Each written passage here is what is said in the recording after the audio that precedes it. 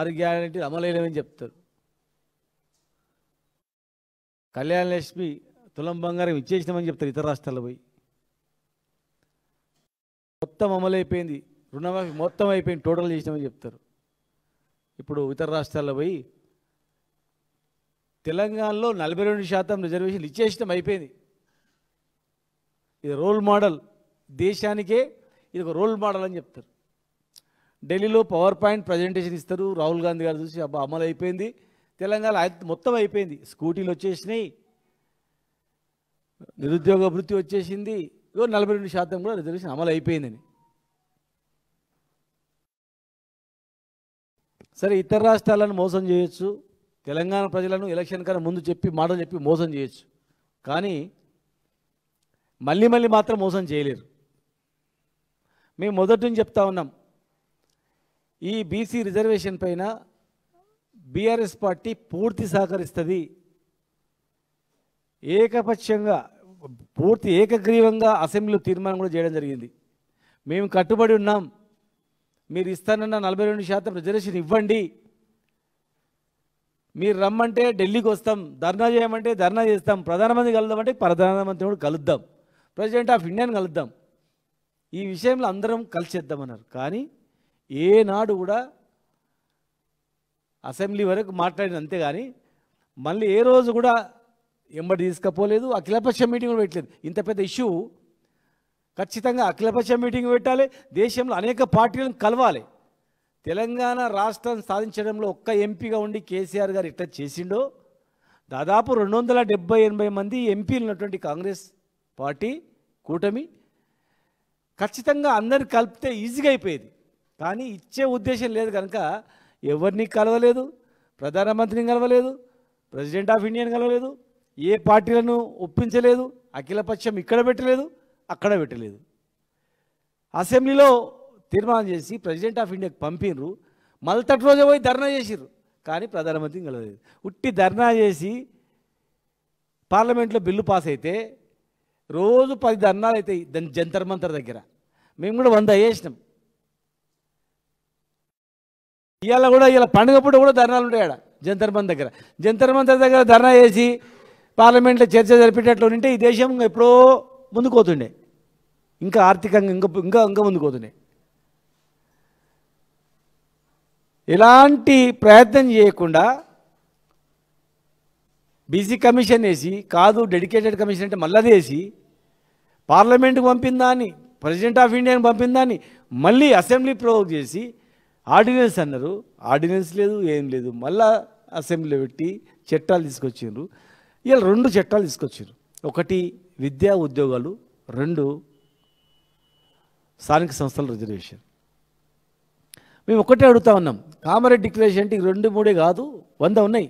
మీ చేతిలో ఉన్నటువంటి ఎంబీసీ మంత్రిత్వ శాఖ ఇవ్వకుండా, మీ చేతిలో ఉన్నటువంటి మంత్రి పదవులు ఇవ్వకుండా, మీ చేతిలో ఉన్నటువంటి కార్పొరేషన్ చైర్మన్లలో 42% ఇవ్వకుండా, ఇలా ఎన్నో అంశాలు ఉన్నాయి.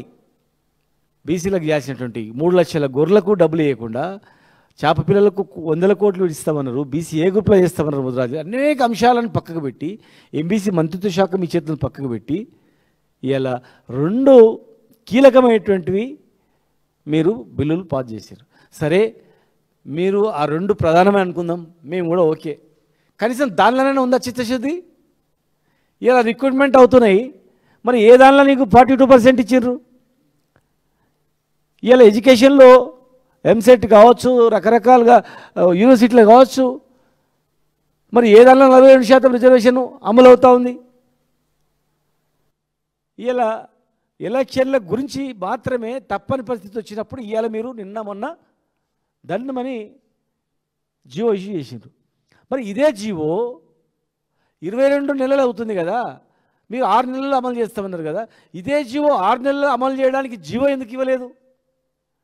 ఎవరైనా నిజంగా అమలు చేయాలంటే ఫస్ట్ జీవో ఇవ్వాలి, జీవో మీద కోర్టుకు వెళ్తే అప్పుడు నెక్స్ట్ పార్లమెంట్లో చట్టం తేవాలి. టీఆర్ఎస్ పార్టీలు చెప్పింది కరెక్టే, తమిళనాడులో చేసిన ప్రకారమే ఉమ్మన్నారు వాళ్ళు, దాని ప్రకారం మొదలని పోవాలి. 6 నెలల తర్వాత ఈ ప్రాసెస్లో ఉంటే అది అయ్యేదేమో. కానీ మీరు రివర్స్ గేర్లో అటు పంపినరు, ఇక్కడ జీవో తెచ్చారు, పార్లమెంట్ పంపినరు, ఇక్కడ జీవో తీసుకొచ్చారు. ప్రధానమంత్రిని కలవకుండా ఎట్లా అమలు అవుతుంది? ఇలా బీజేపీ పార్టీ కూడా మేము బీసీలకు అది చేస్తాం ఇది చేస్తామన్నారు. ఈ 42% చేసి చూపిస్తే చూసినావా, మా దగ్గరికి బిల్లు రాగానే పాస్ చేసినాం, మేము బీసీలను ముఖ్యమంత్రులను చేస్తాం, బీసీ ప్రధానమంత్రినాడు, బీసీల పార్టీ మాది, బీసీల గురించి మేము ఏమైనా చేస్తామని చెప్పుకోవడానికి ఉంటుంది. మీ దగ్గర ఉన్నటువంటి పార్లమెంట్కి వచ్చిన దాన్ని తొక్కిపడేసిర్రు. ఇలా బీఆర్ఎస్ ఉంది తప్ప మీ ఇద్దరు వేరే పని లేదు. రాత్రి మాట్లాడుకోవాలి, పొద్దుగాలు తిట్టాలంతే. ఎవరెవరు మాట్లాడుకుంటారో మాకు తెలుసు. బద్ద శత్రులాగా బయట తిట్టుకునేది తెలుసు, లోపల ఎంత మిత్రుత్వంతో ఉంటారని కూడా తెలుసు. ప్రజలకు అందరూ తెలుసు. పిల్లి కళ్ళు మూసుకొని పాలు దాతే ఎవరు గుర్తుపడతారు అనుకుంటే కాదు. అది ఈ ఎలక్ట్రానిక్ యుగంలో ఎవరు ఎక్కడ మాట్లాడుతున్నారు, ఏ హోటల్లో కలుసుకుంటున్నారు, ఏడ మాట్లాడుకుంటారు, రాత్రి ఎంత ప్రేమతో కౌలించుకుంటారు, పొద్దుగాలు ఎట్లా తిట్టుకుంటున్నారు అనేది కూడా తెలుసు. రెండు పార్టీల టార్గెట్ ఏంటంటే బీఆర్ఎస్ పార్టీని ప్రజలలో ఉంది దూరం చేయాలి, బీసీలను మొత్తం దూరం చేయాలి. ఈ పార్టీ ఏం చేయలేదు అన్నట్లని చెప్పారు. మీరు పంచాయతీరాజ్ చట్టాన్ని తక్కువ చేసారు, బీసీ రిజర్వేషన్ కేసీఆర్ తక్కువ చేసినని చెప్పారు. కానీ కేసీఆర్ గారు తక్కువ చేయలేదు అనేది ఇప్పుడు అర్థమైంది. ఎందుకంటే మేము తెచ్చిన పంచాయతీరాజ్ చట్టాన్ని మేము సవరించిందే మళ్ళీ మీరు సవరించారు. మేము జీవో తెచ్చి సుప్రీంకోర్టులో కొట్టేసిందే మళ్ళీ మీరు సేమ్ అదే చేస్తున్నారు. ఏదైతే కేసీఆర్ గారి మీద అభాండం వేసిర్రో ఆ పని మీరు చేస్తున్నారు. చదువుకోలేదు అనుకుంటున్నారా బీసీలు? ఓసీలో ఉన్నటువంటి చాలామంది బీసీలకు రిజర్వేషన్ వద్దనుకుంటున్నారా? మీరు ఇద్దరు ముగ్గురితోనే ఏపీయచ్చు. కానీ చాలామంది కూడా రాజకీయ సమతుల్యం ఉండాలి, లేకపోతే ఉద్యమాలు వస్తాయి, కొట్టుకొని చస్తారు, భవిష్యత్తులో ఉన్న పీఠాలు కదిలిపోతాయి, వాళ్ళకి చైతన్యం వచ్చిందంటే వాళ్ళ ఓటు వాళ్ళు వేసుకుంటే గీంత ఉండదు, వాళ్ళకి ఇచ్చేది ఇస్తేనే మనం కూడా బాగుంటాం అనేటువంటి అవగాహన చదువుకున్న వాళ్ళలో ఉంది. ఇలా మీరు జీవో తెచ్చిండ్రు, కోర్టుకి ఎవరు చూసుకుంటామన్నారు. మీ అనుచరులే జీవో రాకముందే కోర్టులు వేసిండ్రు, జీవో వచ్చిన తర్వాత మళ్ళీ కోర్టులు వేసిండ్రు. హైకోర్టు క్లియర్గా ఈ ఆర్డర్ ఇచ్చింది. మీరు ఎలక్షన్ షెడ్యూల్ ఇచ్చినా 8 లోపల మీరు ఇచ్చినా మా తీర్పుకు అనుగుణంగానే ఉంటుంది, మీరు ఇచ్చిరని చెప్పి ముందుకు పోవద్దని చెప్పి హెచ్చరించింది. కానీ మీరు ముందుకు పోయినరు. మీరు 9th నుంచే మొత్తం ఎలక్షన్ ప్రాసెస్ స్టార్ట్ అయిపోయింది. 9th అక్టోబర్ నుంచి. అంటే మీరు 8th వరకు ఎలాంటి చర్యలు చేపట్టదని చెప్పిన తర్వాత, చేపట్టినా కూడా మీరు కోర్టు పరిధిలో ఉంటారు అని చెప్పిన తర్వాత, అనేక రాష్ట్రాల్లో ఈ జీవోలు చెల్లవని చెప్పి మీరు చూసిన తర్వాత, ఇలా మీరు ఈ జీవోతోనే మీరు ఏమనుకుంటారంటే జీవో ఇచ్చినాము కోర్టుకు పోయినారు మేమేం చేయాలి అనుకుంటారేమో. ఈ జీవో చెల్లదని మీకు తెలియదా? మీ ఆత్మసాక్షిగా మీరు చెప్పండి. ప్రభుత్వంలో ఉన్నటువంటి మీరందరూ కూడా, క్యాబినెట్లో ఉన్న మీరందరూ కూడా మీరు ప్రమాణం చేసి, రాజ్యాంగం మీద ప్రమాణం చేసి మీరు పదవులు తీసుకున్నారు కదా, మీ మనస్ఫూర్తిగా ప్రమాణం చేసి చెప్పండి, ఈ జీవో ద్వారా ఇది అమలు అవుతుందని ఈ భారతదేశంలో ఏ ముఖ్యమంత్రికి తెలియదా? ఏ ముఖ్యమంత్రికి తెలియదు, మీకొక్కరికే తెలిసిందా? మరి అన్ని 8 రాష్ట్రాల్లో ఈ జీవో ద్వారా ఇస్తే కేసు కొట్టేసిండ్రని చెప్పి మీకు తెలియదా? బీహార్లో కొట్టేసిండ్రు, మహారాష్ట్రలో కొట్టేసిండ్రు, మధ్యప్రదేశ్లో కొట్టేసిండ్రు, అంతకుముందు ఆంధ్రప్రదేశ్లో కొట్టేసిండ్రు, కర్ణాటకలో కొట్టేసిండ్రు, తమిళనాడులో కూడా అంతకుముందు జీవో ఇస్తే కొట్టేసిండ్రు. ఇంకా అన్నిటికన్నా ముఖ్యమైందంటే, దయచేసి ఇది ఎలక్షన్లో నిలబడాలనుకునే తహతాలాటలు వినాల. ఇది చాలా మోసపూరితమైనటువంటి ఎలక్షన్. ఇది మిత్రులారా, మహారాష్ట్రలో సేమ్ ఇదే విధంగా ఎలక్షన్ షెడ్యూల్ తర్వాత కోర్టుకు వెళ్ళిండ్రు. కోర్టుకు వెళ్ళిన తర్వాత తెలుసా, 2022 అంటే 2020 నుంచి 21-22 వరకు ఈ జీవో ద్వారా జెడ్పీటీసీలై జిల్లా పరిషత్ చైర్మన్లై 2 సంవత్సరాలు చేసిండ్రు. ఈ జీవో ఇష్యూ అయిన తర్వాత, ఎలక్షన్ ప్రాసెస్ స్టార్ట్ అయిన తర్వాత హైకోర్టు ఏదో జడ్జిమెంట్ ఇచ్చింది. అంటే ఇది పాస్గా అయినట్లు కాదు, కేసు నడుస్తూ ఉంది, అడ్మిషన్ తీసుకొని కేసు నడుస్తుంది. తర్వాత సుప్రీంకోర్టులో వేసిండ్రు.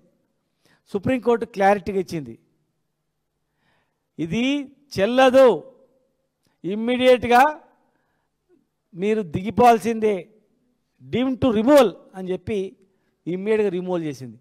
అంటే 2 సంవత్సరాలు వాళ్ళు ఈ జీవో ద్వారా ఎన్నికై జిల్లా పరిషత్ చైర్మన్లుగా, జెడ్పీటీసీలుగా, ఎంపీపీలుగా చేసిన తర్వాత 2 సంవత్సరాల తర్వాత మొత్తాన్ని అందరినీ కూడా దింపేసింది.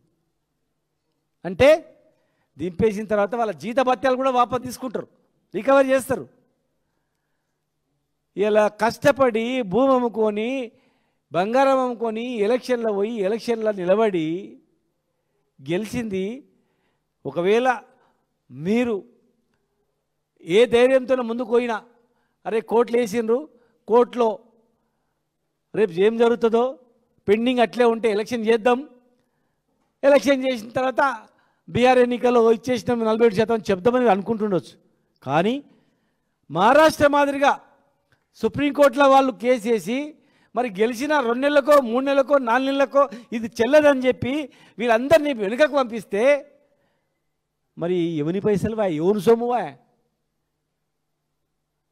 42% అని పిచ్చిదమని చెప్పి వాడు పెన్లాం పిల్లల మీద ఉన్నటువంటి భూము బంగారం అమ్ముకొని ఎలక్షన్లను నిలబడి దివాలా తీసి గెలిచిన సంతోషం లేకుండా సుప్రీంకోర్టు జడ్జిమెంట్ రాగానే వెనక్కిపోతే ఆ పైసలు ఎక్కడ పోయినట్లా, వాళ్ళ సంతోషం ఎక్కడ పోయినట్లా?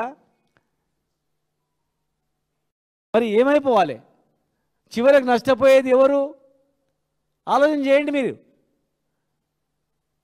సాధ్యపడదని ప్రపంచంలో ఉన్నటువంటి మేధావులందరూ చెప్తున్నారు, ఈ భారతదేశంలో ఉన్నటువంటి న్యాయ కోవిదులు అందరూ చెప్తున్నారు, రిటైర్డ్ హైకోర్టు సుప్రీంకోర్టు జడ్జిలు చెప్తున్నారు. సుప్రీంకోర్టు జడ్జి ఆల్రెడీ జడ్జిమెంట్ అనేది క్లియర్గా ఉంది, 50% క్యాప్ దాటొద్దు, దాటితే ఒకవేళ ఎలక్షన్ మీరు చేస్తే కోర్టును కాదని ఎలక్షన్ చేసినా, కోర్టు నడుస్తుంది ఇంకా జడ్జిమెంట్ రాలేదని, హైకోర్టు జడ్జిమెంట్ రాలేదు కదా అని ఎలక్షన్ చేసినా రేపు గెలిచిన తర్వాత ఖచ్చితంగా ఇది కొట్టేస్తారు. సుప్రీంకోర్టులో మామూలు పిటిషన్ వేసినా 100% ఇది కొట్టేస్తారు. నువ్వు ప్రమాణం చేసి జడ్పీ చైర్మన్ సీట్ మీద కూర్చున్నా మల్తటి రోజే పోయినా పోతుంది, దానికి ఎవరు బాధ్యులు?